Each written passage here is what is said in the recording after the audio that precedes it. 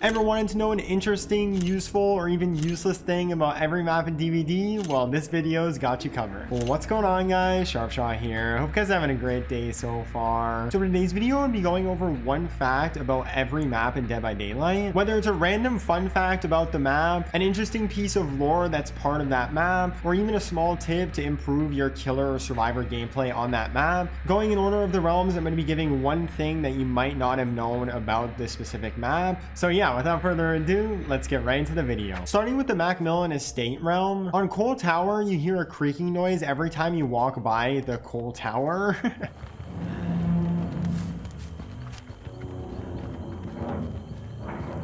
This might seem useless, but if you're a killer with a really good headset and you hear the tower creak, that means a survivor might have just walked by. Groaning Storehouse was actually the final reward of the first year anniversary event. Here's a teaser image that DBD posted for this community event. And after all 5 of the community event challenges were completed, this was the 6th and final reward to cap off the yearly event. I wonder what would have happened if they didn't reach the goal. Maybe this would have been just a forever vaulted map.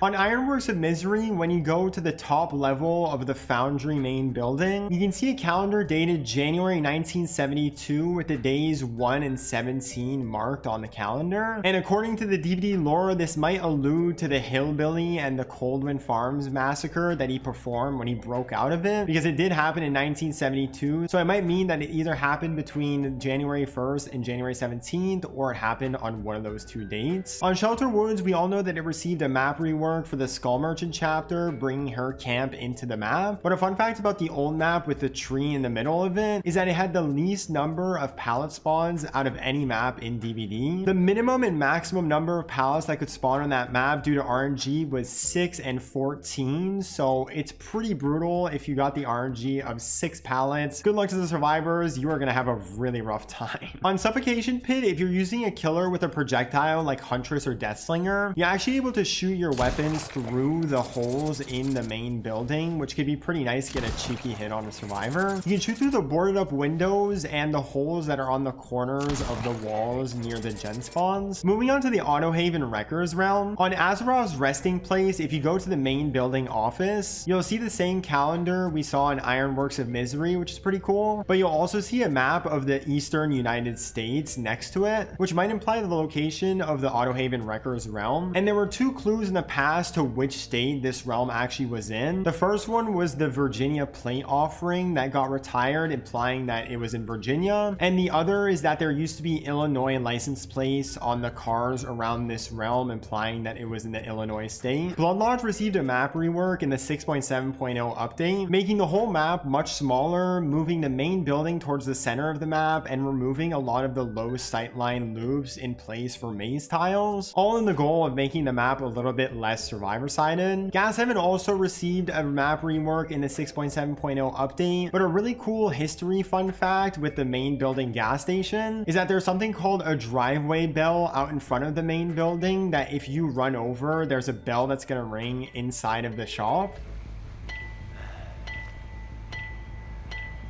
Like in real life, the bell is connected to a rubber hose that goes across perpendicular out to where the cars drive through. And the whole entire purpose of the bell was that if a car did drive over the hose, it would ring the bell to alert the gas station clerk that there was a car and somebody there outside. Wrecker's Yard is arguably the only outdoor map without a main landmark, meaning that basement will always spawn in the killer shack, which is in the center of the map. The other one is technically Rotten Fields, but I would personally consider the cow tree to be a main landmark on that map. On Wretched Shop, the garage main building has 4 windows and 2 entrances, one of those being a breakable door. But due to RNG, only one of those 4 windows actually is vaultable. So to improve your looping, pay attention to which window is open because it drastically changes every time. Moving on to the Coldwind Farm realm. On Fractured Cowshed, the bricked off room that Billy was kept in as a kid was added into the map in the 4.7.0 update, and you can actually look inside through the cracks and see the lumber they get to sleep on, which is pretty cool. On Rancid Abattoir in the slaughterhouse main building, the intricate fencing actually used to be an infinite, and in pre-release versions of this map, they actually didn't have the bottom bar of the fencing, meaning survivors could crouch and go under the bars, which was crazy, so it actually never made it into DBD. And a bonus fact about this is that if the kill and the survivors are close enough to the same fence, the killer can actually M1 over the fence to hit a survivor, so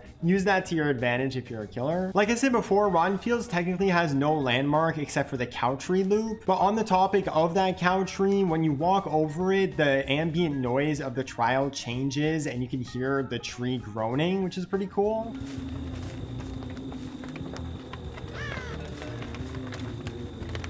And the types of trees in this realm are called post oak and cedar elm. And these trees are mainly found only in central eastern Texas, meaning that Coldwind Farms might be somewhere around Texas. The Thompson House map got a rework in the 4.7.0 update, and along with it, the entire Thompson House main building got swapped with a new house, being a much larger and flatter 2-story house rather than the borderline 3-story old Thompson House. But let me know in the comments which Thompson House you liked better, because I personally liked the old Thompson House much better. On Torment Creek in the silo main building, similar to the suffocation pit main building, you're able to shoot through the holes around that main building if you're a Huntress or Deathslinger and have a projectile. And there's actually a lot more holes to shoot from, like at the top of the silo or on the side with the wood openings. So use that to your advantage if you're a killer that can. Moving on to the Crotus Penn Asylum realm. On Disturbed Ward inside the Shock Therapy Center main building, if you go up to the second floor, you can actually see a toolkit with a bunch of tools, and one of these tools is a bone saw, which is the M1 weapon that Nurse uses, which is pretty cool because Nurse's home map is actually Disturbed Ward. On Father Campbell's Chapel, this is Clown's home map, but more importantly, it's Morris's home map. Morris is Clown's horse that spawns around Clown's encampment in I think 4 or 6 various locations, and we all know how Morris briefly left us in the 6.0.0 update where he was temporarily eaten by the dredge. But that doesn't make sense to me, but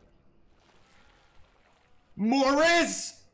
Is that more? But he eventually made a very timely comeback and the community was super happy about it. So if you do go and visit this map, you actually will see Morris there. Moving on to the Haddonfield realm, the only map on here is Lambkin Lane. And this map got entirely reworked in the 5.7.0 update. It looks nothing like the old one. But a fun fact about this map is that it's actually the first ever outdoor map in DBD with no killer shack. Even though the teaser trailer for the original map's release did have the killer shack in the trailer, Behavior never ended up putting one in the actual map on launch. Moving on to the Backwater Swamp realm. On the Pale Rose map, the main building is a steamboat called the Pale Rose, and 2 unique interactions that happen with this steamboat is that if anybody goes near the boat, there's something called a crow bomb that occurs, where a bunch of crows will fly away from the boat, which will alert everybody all over the map that somebody went near the boat. And if the gen on the boat is completed, it lets off the steamboat's foghorn, which is also pretty funny. On the Grim Pantry map, there is a crow bomb on the main building pantry as well. And speaking of this pantry, there's actually a bunch of secret vaults around the top floor of it. Usually in this map, there's 1 or 2 secret vaults on the outskirts leading away from the pantry. And inside the actual cabin, there's going to be 2 vaults right next to each other, next to hole locations that go down to the basement, which are extremely strong loops for the survivor. If you can end up holding the killer, it'll just give you an easy escape. And I would know this because I recently just got hold twice on this main building loop, so it's really good and also very embarrassing if you get hold. So if you're a killer, don't do like me and avoid those holes. Moving on to Lery's Memorial Institute realm, the only map on here is Treatment Theater. And a fun fact to find gens easier on this map is that if you pay attention to the signs that might spawn above some doors around the map, if the sign is flickering, that means there's an unfinished gen inside of that room. And if the sign is lit up, that means there is a completed gen inside of that room. And one extra bonus fact is that this is actually the smallest map in all of DBD and the first ever indoor map in DBD history. Moving on to the Red Forest realm, we just mentioned the smallest map in the game, but Mother's Dwelling is actually the largest map in DBD. And a cool piece of lore in the main building of this map is if you look up above the fireplace, you can see a huge painting. And since this is Huntress's home map, we can infer that the little girl in the middle is Huntress and the 2 people standing next to her are her mom and dad, which is pretty cute. On Temple of Purgation in the main building temple, there's 2 secret locations that you might not have known of. They're kind of obvious if you played a lot, but the first one is that there's actually stairs leading up to the very top of the temple that leads to a golden tablet with some scripture on it. And at the basement of the temple, you can actually open up the center area gates by completing the gen, which will give you a guaranteed chest spawn. Moving on to the Springwood realm, before the 3.1.0 update, Baton Preschool 1 was actually the only map in this realm, but after this patch, 4 new versions of this map were released with different landmarks being in different places. But one thing that's consistent throughout all of these versions of Baton Preschool is if you go into the basement of the preschool main building and you go into the little nook with the mattress, you can crouch down and see a really creepy hidden room where there's an altar next to a drawing of a kid and then an adult crying, which is pretty creepy. Moving on to the game realm, the only map on here is the Gidgeon meat plant. And a tip to find gens easier on this map is that every gen is linked to a sliding door. So if you ever do see a closed sliding door, that means there's an unfinished gen near it. Moving on to the Yamaoka Estate realm, on family residence, if you go to the main building house, you can actually see the location of where Spirit fell and died in her lore. It's right in the center of the house. You can actually look up and see where she fell from, and there's bloodstains and broken glass going away from that location. On Sanctum of Wrath, the statues surrounding the main building are always looking at you. If you start paying attention to it and you look at the statues, they'll always be all facing in your direction, and if you look away, move somewhere else and look back at them, they're still going to be looking in your direction. So it's pretty creepy, but it's definitely the coolest fact of this video in my opinion. Moving on to the Ormond realm, the only map on here is the Mount Ormond Resort. There's a power distribution cabinet that spawns at the corner of this map near the small cabin, and on old versions of this map in the past DBD patches, you could read writing on it that said H2S 3H1. This might seem random, but it's actually really cool because it's the postal code in real life of Behavior's main office in Montreal, Quebec. Moving on to the Hawkins National Laboratory realm, the only map on here is the Underground Complex. This is the Stranger Things map that unfortunately got removed, but it had the coolest Easter egg out of all of the maps in DBD because there was a complete secret room that was only accessible by nurse. If you blinked inside of it, there was 4 dead scientists and a bunch of crates everywhere. Super cool stuff, but we unfortunately can't explore anymore because the map is no longer in the game. Bring back Stranger Things, please.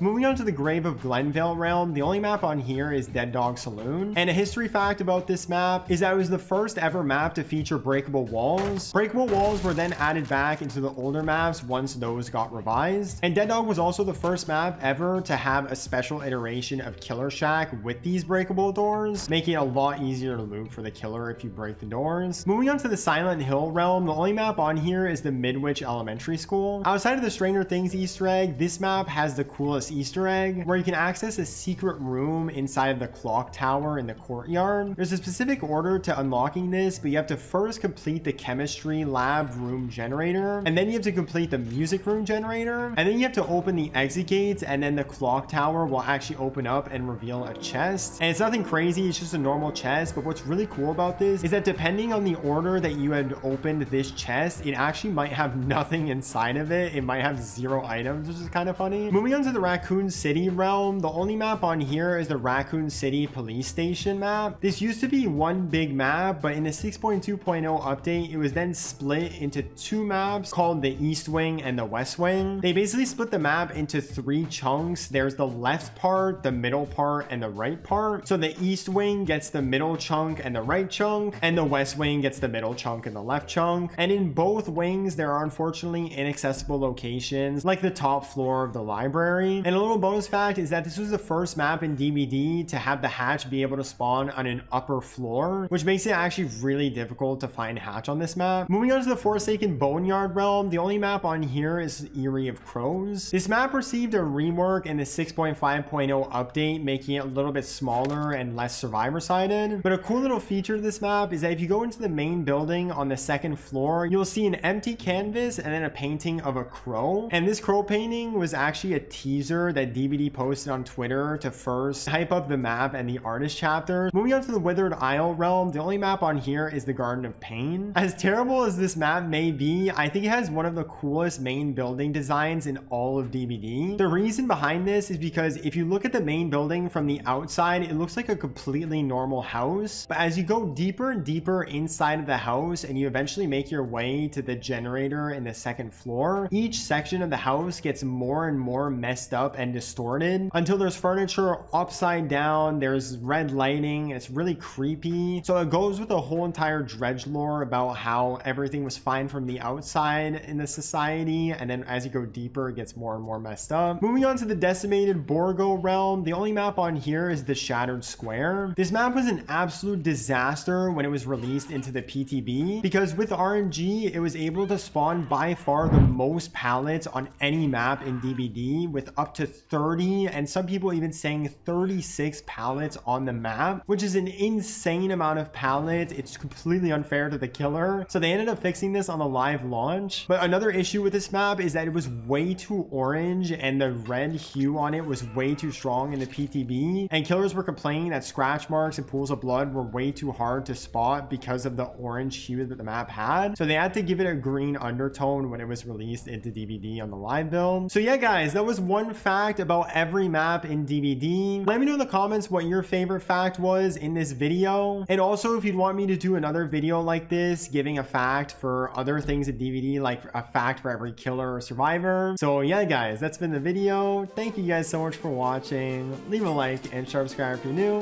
This has been Sharpshot, and I will see you guys in the next video.